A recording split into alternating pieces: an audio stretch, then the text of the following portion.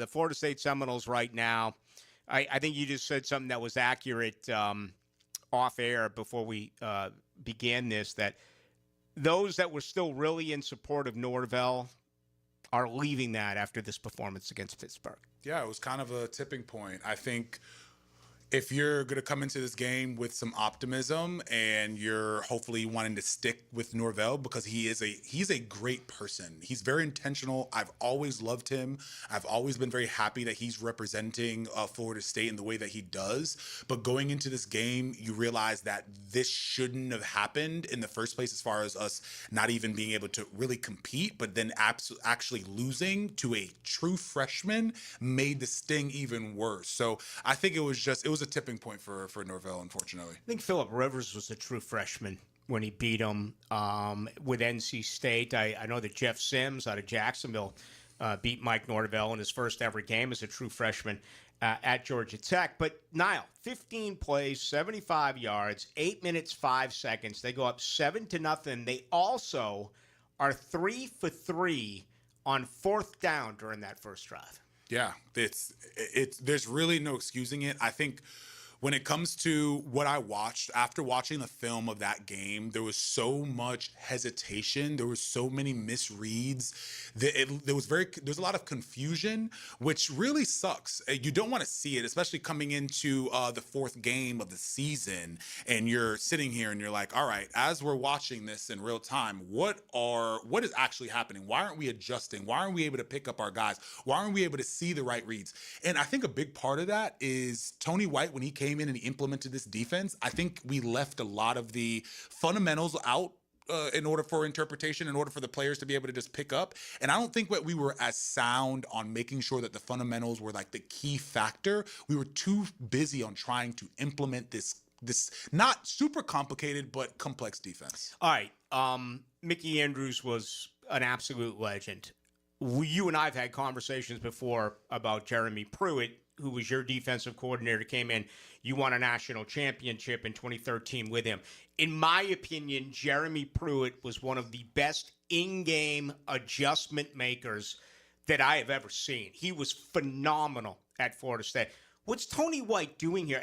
And let me ask you about drops in this zone coverage. It's one thing to bring the corners and the safeties back if you're running deep routes, but you got a true freshman quarterback. The linebackers are way, way too far off the ball. Yeah, so when you play that deep, you're playing that deep because you have had struggles in that zone. So we want to be able to make sure that we're not giving up explosive plays. And unfortunately, we did have some spies in order to make sure that he didn't get loose, but the spies didn't work because we didn't read them correctly. We didn't allow the play to develop and stay in the middle of the field. We ended up committing, unfortunately, too late. We ended up going on the wrong side of the ball. We had to stay sound and disciplined. But again, that goes against some of the things that Tony White is teaching them. So it's them just trying to figure things out, but unfortunately there's really no excuse for it. We have to be doing better overall. Pitt does score on 4 of 5 drives in the second half. Okay, in your opinion, how much of this is the scheme of Tony White? How much is it, just flat out talent on this Florida State defense? So if you think about though I think at this point, I don't know if I think Alabama was a fluke or they had a bad game just because of the talent of us, especially going into this Pitt game. There's no way we would have been keeping up with Alabama as of right now. So with that being the case, when you're looking at it and you're seeing the Alabama game and you watch the Alabama game, it was a good game, regardless of how it was and how bad they played. It was a good game.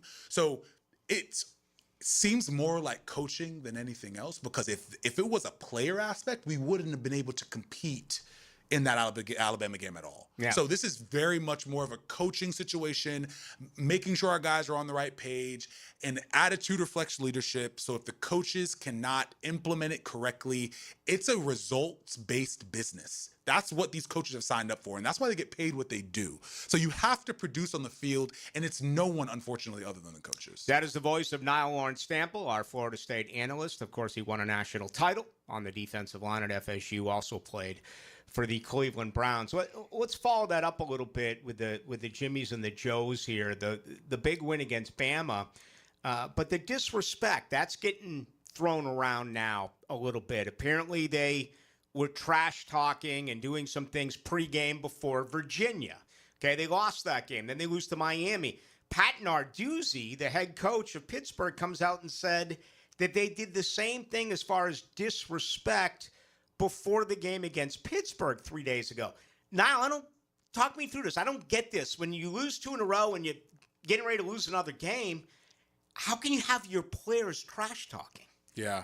The leadership that I thought was there is not being as emphasized as I thought it was, which is disappointing. I hope that we're able to see some more leaders emerge, but as the season progresses and things aren't going the way that they need to or the way players want them to go, players are going to be a little bit more reserved. We are going to have leaders step up in order for this not to get away from us.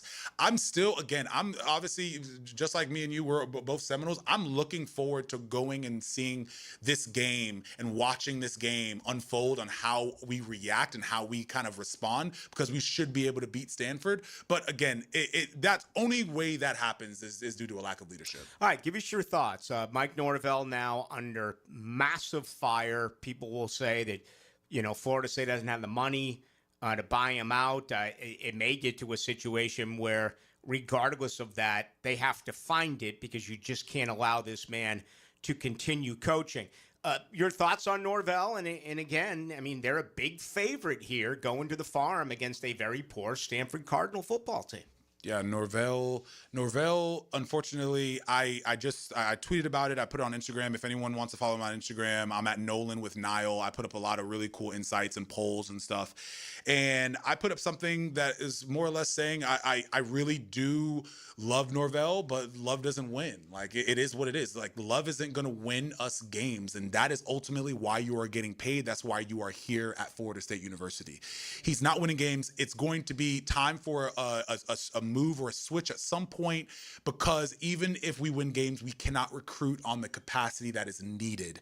I will be rooting for Norvell until the day that change happens, because again, I'm going to root for whoever's wearing that Seminole jersey and that Seminole attire, but it is not looking good for the future because the foundation that he has created, and it is happening in real time. If you don't believe it, watch the games. We are not being coached well, and we do not have the caliber of player in order to take Florida State where they should be, and that is a national championship opportunity. Yeah, and it's just one thing after another. I mean, I thought it was an awful call on Deuce Robinson, the retaliation, but they still got flagged. And Ritzy got flagged the week before against Miami. It crushed a drive. This one with Deuce Robinson crushed a drive, 8 penalties, 72 yards, 2 drives ruined by holding. The delay of game, thankfully, I guess, happened because they were going to try a fake punt on 4th and 8, which looked like it was absolutely going to get eaten up by Pittsburgh. So, yeah, I mean, I wish there was a bright spot. There just doesn't seem to be one right now. Yeah, and speaking of Deuce Robinson, it sucks because I really like everyone obviously loves Deuce Robinson. He's a great player. He gets after it. He's a hard worker. We're working him a little bit too much. He's getting worked too much. And with this injury that he has, I really hope that he comes back. I hope we see him. I hope he comes out better than ever. But during that time, let's see Elijah Moore. Let's see Landon Thomas. Let's see some guys be able to create opportunities. Pittman looks like he will be back this upcoming week, which will be great for us. But I would love to see some guys be able to get some opportunities, get some new targets, and then when Deuce Robinson does come back, or if he does come back this upcoming week, we can have a more versatile, complex offensive scheme to where we could target more guys. Because right now we put ourselves in that situation by targeting Deuce and targeting Pittman almost directly and exclusively, which where when he went out, we weren't able to have that continuity that you need when you have multiple receivers available. Yeah. Though our room, that wide receiver room, isn't very, very deep, we should be utilizing every player that we can. All right, final question that I'm going to ask you is, for me, it began post Trey Benson. And that was in Dublin a year ago. On that first drive, Florida State scored, but they used 3 different running backs. And it was really bizarre to me. And it still feels like he doesn't quite know who to go to. And if you look at the last 3 games, you had the big fumble by Sawchuk at Virginia, the big fumble by Chroma against Miami, and then Keziah Holmes just has the ball stripped from him against Pittsburgh. All 3 of those were huge. I mean, it was a 14-point swing, arguably. Your thoughts on what's going on right now there and why they can't settle on one, maybe just 2 backs? Yeah, I think so. When you have multiple backs, it sucks because it's the exact thing that I'm saying as far as the wide receivers are concerned. You want to be able to play multiple backs for multiple situations so that way they're fresh, they're as their absolute optimal level, and you don't want to overrun them. I agree. I think we should be using Chroma a little bit more often. I think we should be a little bit more consistent in that and not necessarily bounce around too much. But again, you do want to be able to have opportunities there. I do want to say something about the recruiting aspect of things, because if Norvell our silver lining is Norvell comes in, he wins out, or at least wins some of the majority of the back half of the season. We can keep some of these recruits, but the biggest thing that I keep hearing is that the money is buying these recruits. The money, though, is a vessel.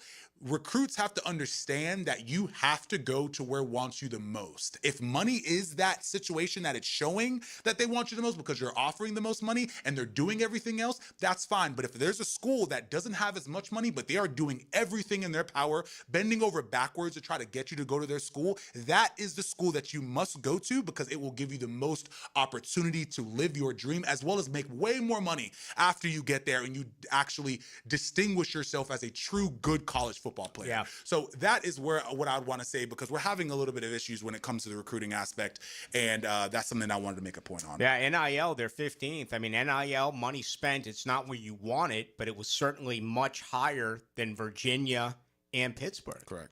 Yep. And we saw what happened. All right, did I forget anything else? Nope. That's pretty much it. Give us the very latest. What's going on at during your day job? What's happening with NLS cleaning? Yeah, good. I actually do want to bring in one more thing. Is this Stanford game? Us going over to the West Coast is going to be a little bit of concern. We are going to be starting that game at 10:30 this time, so it's going to feel a little bit of a drag for them. I still think that should be fine, but it's something to at least consider going over there as far as that drag time. But as far as NLS cleaning, we're good to go, man. Pressure washing, window cleaning, gutter cleaning. Let us know if you ever need anything. We got you. All right, and how do they contact you? 904-708-8802, or reach out to us on our website at nlscleaning.net. Now, always a pleasure. Yes, sir. There he goes. Rick Ballou here. Thank you so much for watching 1010XL Seminoles on YouTube. Before you click away, please like and subscribe to this channel. Be sure to check out other team-specific channels on 1010XL Network and YouTube.